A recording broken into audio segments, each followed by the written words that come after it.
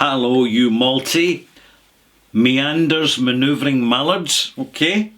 It's a malt mention. It's what we do in this channel. Start with a malt mentioning because we're going to be mentioning malts most of the time. But at this particular moment in time, I'm going to say thank you to Andrzej Bezak for the malt mention, introducing Ralphie Review 997. My goodness. 8, 9, only 3 to 1,000. You might be wondering what I'm thinking as I come up to 1,000th review. And fundamentally what I'm thinking is, where's all the time gone? Don't get me wrong, this has been so far a very unique, in fact a phenomenal journey in using the sense of smell and taste with some of the most complex and well-made spirits in the world. And as we get more experience, as I get experience with this channel, and we all get experience referring to information and shared journeys online, we generally get to know more and more and more about what we're interested in. And what we're interested in is not just drinking sugar-coated confectionery products to get pished, which is very easy to do, and there's plenty of people out there doing that. We're really looking more at the quality, and the quality requires not just more money, but more time, more care. We need to invest ourselves in the journey that we're creating for ourselves. In other words, we need to have the roadmaps that are provided by books, films, YouTube videos, blogs, vlogs, and Reddit forums, and podcasts, and all these resources that are available to us. But we also need, along with this map, we need the compass to get our bearings. And the bearings that we get are our own personal smell and taste. It's our own bearings. We are holding that compass, nobody else is. It's all very well, we can start off on our journey by listening to what other people recommend and just buying that. But sooner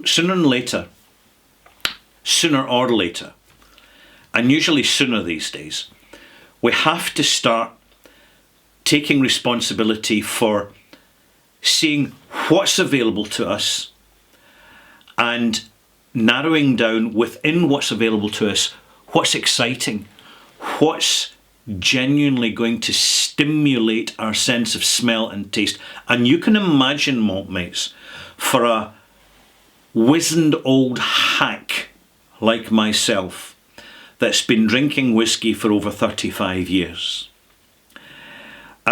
Sure, I can enjoy a wee standard glass of Glenfiddich 12-year-old like anybody else can, but it's really not doing much for me. I'm looking for heavy-hitting flavour, and one of the places I look for increasingly is at the official bottlings which are affordable and accessible. For example, Arran 10-year-old, Glencadam 10-year-old, Lechake 10-year-old, and the excellent Lechake 18-year-old. I mean, the quality of these whiskies is superb. For the price you're paying, compared to other luxury items, they're very reachable. They're very engageable, because whiskey drinking is quite rarefied. There's not that many people take it seriously as we do, as you do, because you're watching my channel here. And it would be so easy for me to just sit here and hug the bottle and go, oh, it's malty, crispy, sweet and sour, and rather tasty. Wink, right? And that's me done my TikTok short. And I sit back and I watch, because of the bonnet, because of the accent, which of course I kind of load up a little bit. Hey, it's what happens. And I'm hugging this obscure bottle. People say, oh, well, it's only 10 seconds. Let's just watch it anyway, because we are thoroughly hypnotised by social media phenomenon. But this is a quality channel, and I'm saying these things because I'm building up to introduce this whisky. It's a James Eadie independent bottling of 11-year-old Ardmore, which has had secondary maturation in a sherry cask, rightio.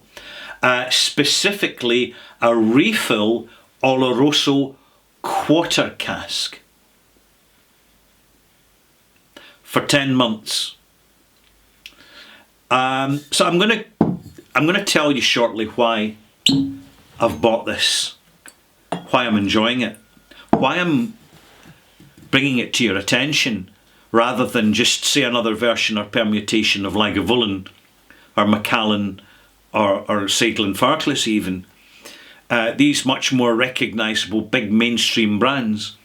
James Eadie is a small independent bottler. They're actually based in London. And they're genuinely small.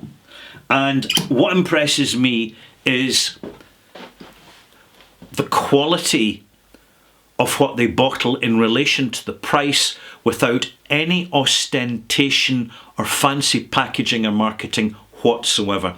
This is a small independent whisky company which is very comfortable in its own skin. They have a good, clear mission and they're going about it very professionally, and frankly I'm impressed. So I'm sharing it with you so that you know. And I'm sharing it with you now because it's October, and I'm sharing it with you because October is the month before November, which is the start of the busiest whisky buying time of the year. And this is where independent bottlers like James Eadie and others, and there's quite a few others because there's more independent bottlers out there than there used to be, a lot more. They all start vying for our attention by bottling small batch and single cask crackers, which give us a version of a whisky which we're not familiar with, we're not used to, but it's delivered powerfully through the strength of alcohol in the bottle and the quality of the casks used, and also, and I got to hand it to James Eadie and the other independent bottlers, the calibre of management of the casks. This is so important because when you're producing blends, it's not that important. People are going for the brand experience. The independent bottlers are far, far smaller. They don't have the luxury of big brand protection, of people who will blindly go out and buy a brand, a known brand, a famous brand, irrespective of what quality is in the bottle, because frankly it doesn't really matter to them. And you don't hear this said much, but you know it's true. You know it's totally true. So, James Eadie, I've bought and reviewed these bottles before. I'm doing this one as a pre-end of New Year advice video to look out for these bottles. They are generally restricted to the UK and Europe. However, with the strengthening importation contracts and mechanism, you're seeing more of these styles of bottlings appear in the USA and in India through specialist shops and through online retailers. I mean, a good example is Costco. Costco is a very successful business model that's transnational, and they bottle their own range of spirits under the Kirkland label. In other words, Costco are an independent bottler. And many online retailers like Master of Malt and the Good Spirits Company and the Whiskey Exchange and the Whiskey Shop, they bottle their own as their own independent bottlers. And they have options. They're not going to bottle rubbish. So let me tell you about this. Not a lot of marketing flannel on the label. A very practical, actually aesthetically pleasing, a dignified label. And they're saying in the back of the label, right, tell a wee bit about the history of the company, but they're finishing off by saying this whisky is bottled at cask strength, natural colour, and without chill filtration. So we are getting an integrity delivery. This is important because as time goes on, we see greater and greater gaps in quality between integrity deliver bottlings and standard deliver bottlings at 40%, heavily chill filtered and loaded with colourant in fancy packaging. And this has been bottled at 56.6%, which looks like a full cask strength to me. Not necessarily, it could have been at 60% and they brought the strength down slightly. Who knows? And the reason they do that is to just take off the alcoholic heat by lowering the actual strength of the alcohol just 2 or 3%. That's all. And you basically take the alcoholic nip out of the liquor, which makes it easier for the drinker, whilst remaining at a cask strength to get access to the smell and the taste. It's from Ardmore Distillery. Now, a word of advice. When you first come across Ardmore, you're going to find it's called the Legacy, and it'll be in a supermarket somewhere, and it'll be discounted. And you'll buy a bottle, and you'll find it a bit rough. It's just my opinion. It's only an opinion. Don't take my word for it. If it's affordable, go and find out for yourself. It's a Highland peated whisky, and it can be amazing. It can be amazing. But see, as the Legacy bottles go, it's far from amazing. It really isn't amazing at all. This is why they're discounted, to try and push the sales, because it's not selling itself. And yet Ardmore, amongst independent bottlers, can be very mixed because it's an awkward single malt. It seems to kind of lose its phenolic halfway through the development, and it's a bit weird. And I know this because I actually own a cask of Ardmore myself, which I'm just waiting patiently until I can get an empty Ardmore cask to re-rack it from an Ardmore cask to an Ardmore cask to lift the intensity of the spirit. It's one of these slow, it's what's called a slow burner. In other words, it's a whisky which it won't be ready till 18, 19, 20, 21 years old. As a young whisky, you wouldn't dare to bottle it. Why have they bottled a young Ardmore at 11 years old? Simple. Cask management. Effective cask management. And furthermore, they explain it on the front of the label. And this is why I've not even smelt and tasted this whisky yet. I'll come to this shortly, but seriously, we need to understand, we need to have the skills to read labels and understand what they really mean. So it's saying the bottle is, there's a 117 from 133, so it's bottle 117 from 133 bottles from cask number 361932.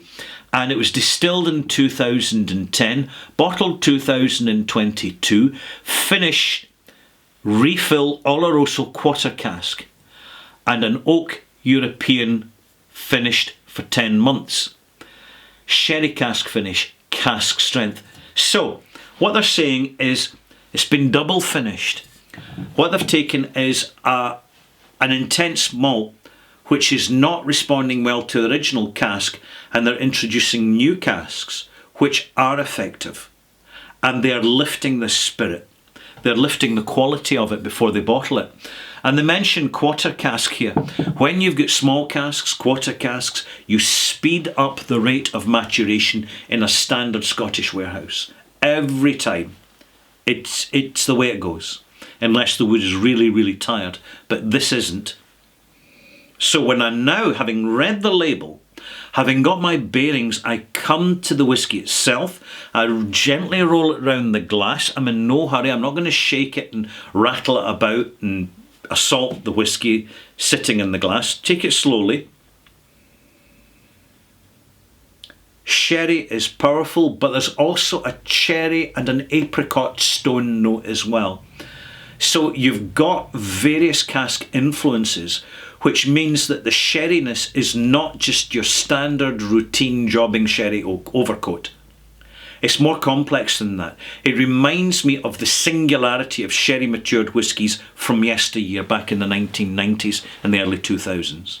This is a really old-fashioned whisky, and it's got notes of licorice and toffee and a proactive phenolic component but is really kind of integrated in with the freshness of these maturing casks, of these finishing casks. And it changes the shape of the whisky. First taste.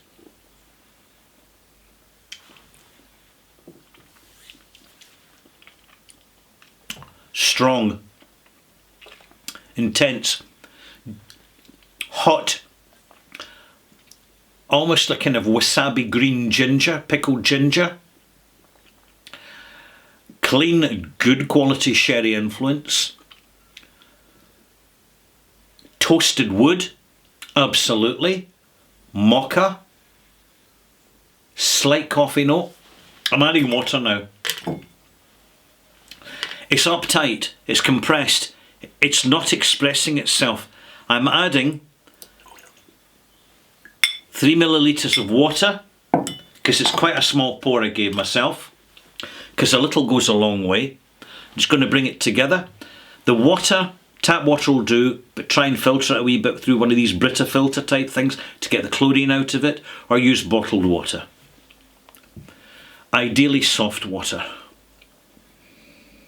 Now the nose is blossoming. It's just exploding with the addition of the water, which is effectively unlocking the whisky inside that concentrated high strength delivery. The nose, sherry bomb. Complex sherry bomb, not a simple sherry bomb. It's not just a throw over dressing. This is rather well integrated. They've used, by the looks of it in the label, they've used several casks. They've built up systematically this Ardmore into something genuinely interesting, fundamentally because of the quality of casks used. It's self-evident, it really shows. There's no box comes with this bottle, by the way. It's sold on its own, because it does cut down the cost. This is one way that James Eadie, as an independent bottler, is messaging you to say, I'm not a collectible whisky. I'm not for whisky speculators. I'm for drinkers. I am for experienced, intelligent drinkers, people who invest in quality. And that tends to get reflected through the quite eclectic range of whiskies that they have in their stock. Aha. Little bit of almost toffeed rose water. Slight nuttiness. Roasted walnuts. Yeah. Taste.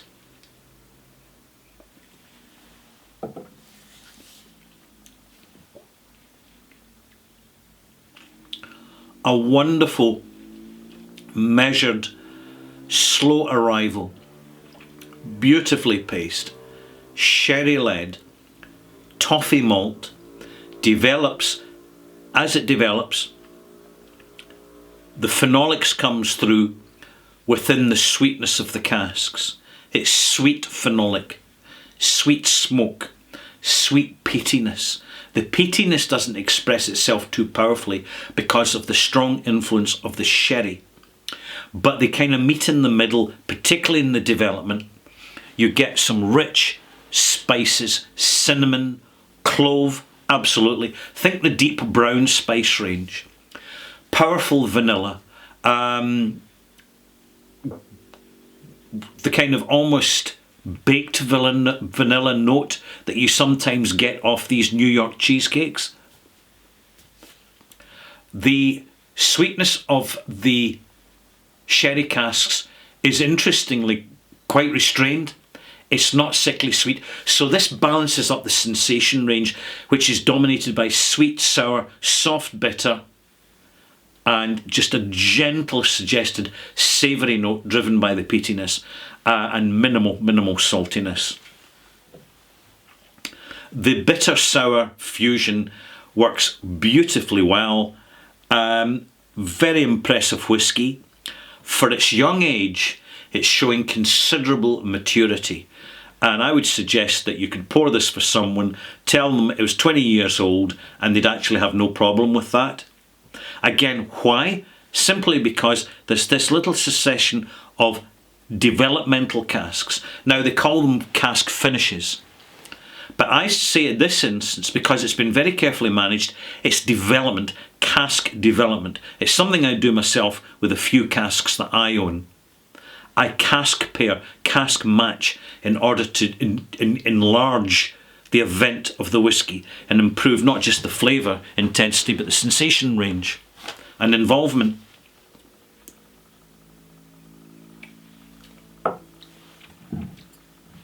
A lovely, crisp, scorched charcoal note.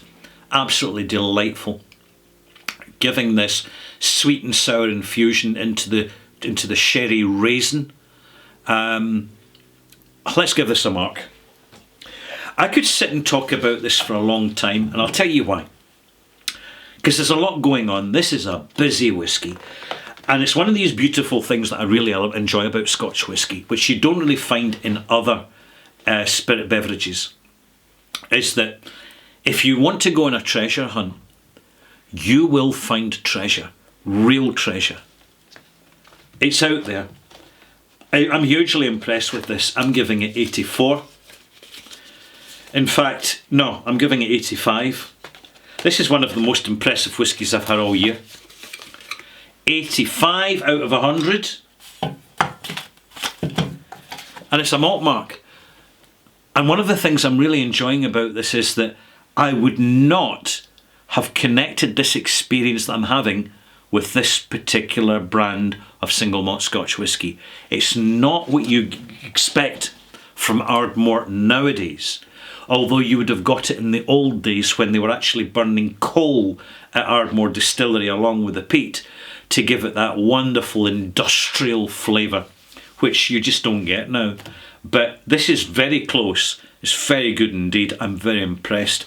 And if you find any, I recommend you buy a bottle.